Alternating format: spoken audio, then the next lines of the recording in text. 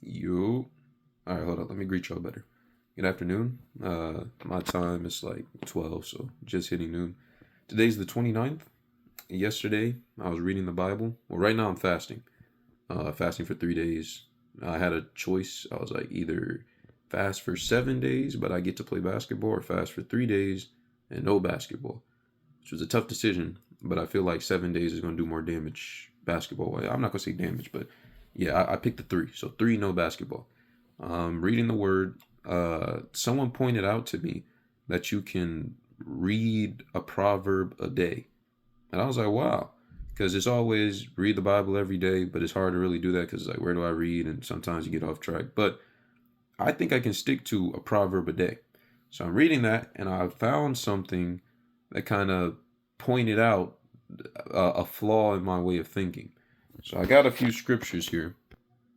And the first I'm going to start with is James 4:15 through 17. And it says, "Instead, you ought to say, if the Lord wills, we will live and do this or that.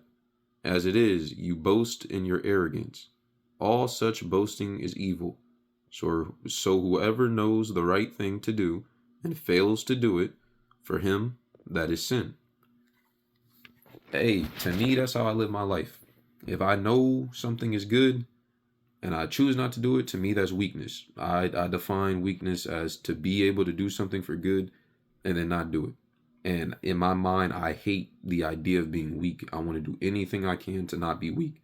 That's just how my mind works. So that's the framework of how my mind works. But breaking it down, I'm really getting at the point of God knowing, or not God knowing, but you knowing something is right or something is wrong. If it's right, then you know what I mean. To fail to do it is sinning, because even if you think it's right. For example, when I was younger, or vice versa, wrong. When I was younger, I used to play with Beyblades, right?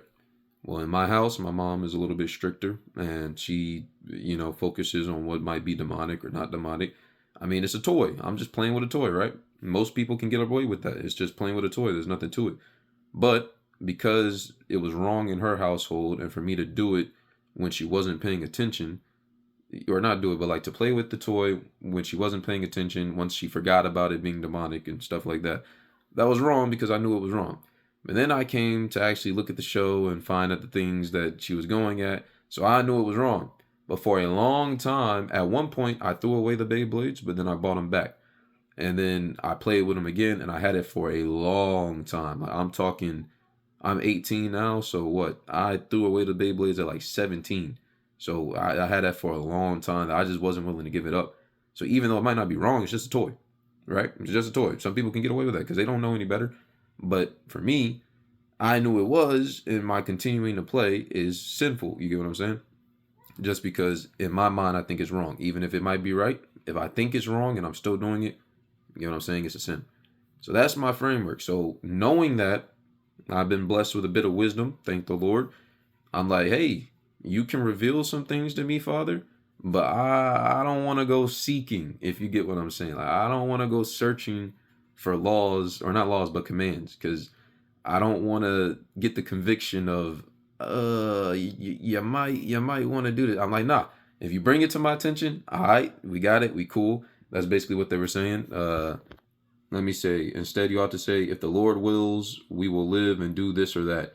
As it is, you boast in your arrogance. That's an arrogant way of thinking. And I didn't know that, and I wouldn't have looked at that scripture, just saw it today, until I read Proverbs 28:9 that says, if one turns away his ear from hearing the law, even his prayer is an abomination.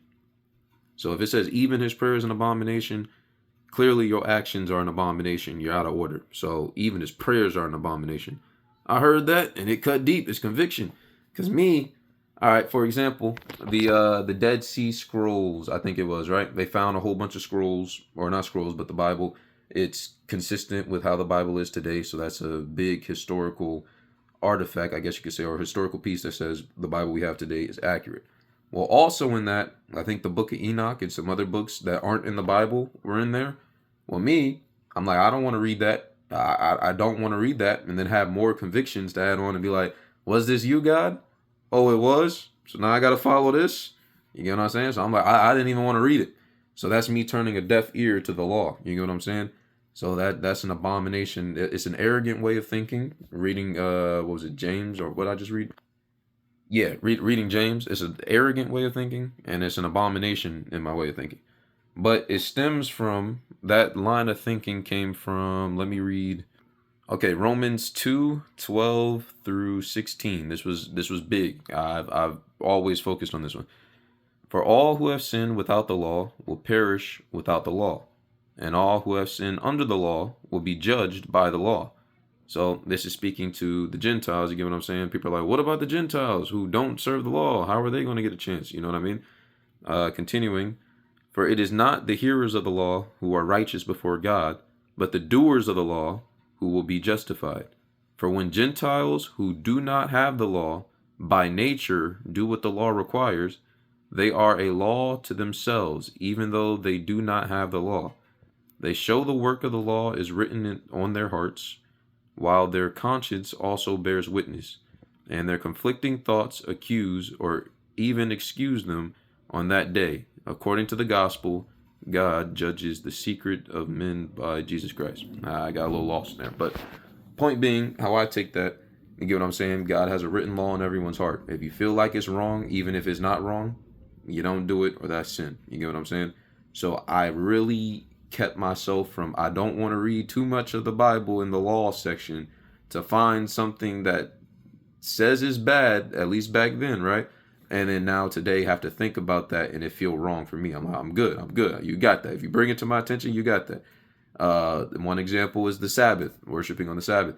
I haven't, or not worshiping on the Sabbath, but taking the Sabbath off. I haven't looked into it, and I have made conscious effort not to look into it because I don't want to have to give God that day. That's an arrogant way of thinking.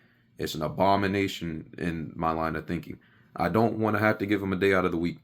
I will, if you get what I'm saying. He convicts me on that, and it's like, yeah, that's necessary. But I don't want to go do the research to find and see if that's necessary because I really don't want to do it. I want to be able to hoop every day of the week.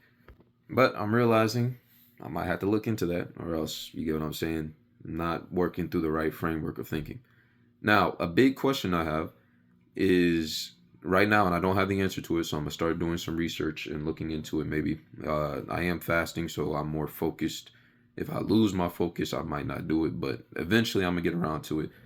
Yeah, that's crazy what I just. Anyway, um, the law back in the day, I'm thinking Deuteronomy around those times. A lot of people call those ceremonial laws, right? Laws that we really don't have to follow now because we're under grace. You get what I'm saying? Things like that. Okay, we are under grace 100%. And that's why, you get what I'm saying? I'm like, there's grace for the wrong I do, there's grace for the wrong I don't do. But if I don't know, you can't fault me on something I don't know, right? Well, not seeking that out is, you get what I'm saying? It's an abomination in the way of thinking. So when I get to that, I'm like, where do I draw that line, really? Because I read recently in Deuteronomy, just a part of it, and I'm like, this is common sense. He starts the famous scripture, I put before you death and life, blessing and cursings. This isn't too hard for you. Choose life. You get what I'm saying? Those who follow my commands are going to have life and are going to prosper. Those who don't follow my commands are going to have, you get what I'm saying? So then he lists the law after that. He lists some things in the law. Bro, I was shook. He was talking about balconies. You get what I'm, or not balconies, but like putting a railing on a balcony. So he was talking about like the upper room, if you have an outside portion, putting a railing on there so people don't fall and bring shame to the land. Why you think we got railings today? Like this was, I'm like, whoa. I was like, whoa, that came from the Bible? You get what I'm saying? But I'm thinking and I'm looking into those laws, and I haven't read a lot there intentionally because I'm starting to get convicted on where do I draw the line? What's the line between ceremonial law and law that I should do today? I talked to my mom and I'm like, because some things, cotton and well, you couldn't mix cotton and wool. Like that's kind of crazy. You get what I'm saying? Because doesn't most of our clothes, or don't most of our clothes, have cotton and wool in them now? But then she said there's research being done that when you combine the two, they become toxic for each other. I haven't looked into it myself, but I'm like, crazy. But it's not crazy because everything God does is perfect, and every law he made is for a reason. So when you look at it, it's a tough life. It's a tough life to live. It's a lot of discipline. It's a lot of discipline to have to live a life like that. But would I be better for it? And it's just a lot of us, me too, that's just not willing to give myself 100% to that. So we draw the line. This is ceremonial law. This is today's law. Now, some things are ceremonial, like tattoos and stuff. I don't feel the need to get one. I'm not interested in one, but I don't feel it's a sin if you do. But where do we draw the line is what I'm saying. So doing that, looking at the law, it's like, because God didn't say, okay, this is ceremonial, no, now we're under grace. Well, he did, but if I now begin to go back and read and get convicted on the fact that, this might be a good law to follow, or this might not be, or if I read it and it says don't get a tattoo and I choose to get a tattoo, now I'm feeling convicted on that because I'm like, should I or should I not? And, turning a deaf ear to the law and not reading it is clearly something I can't do. So that's the point where I am. And that's the word I got from the 28th.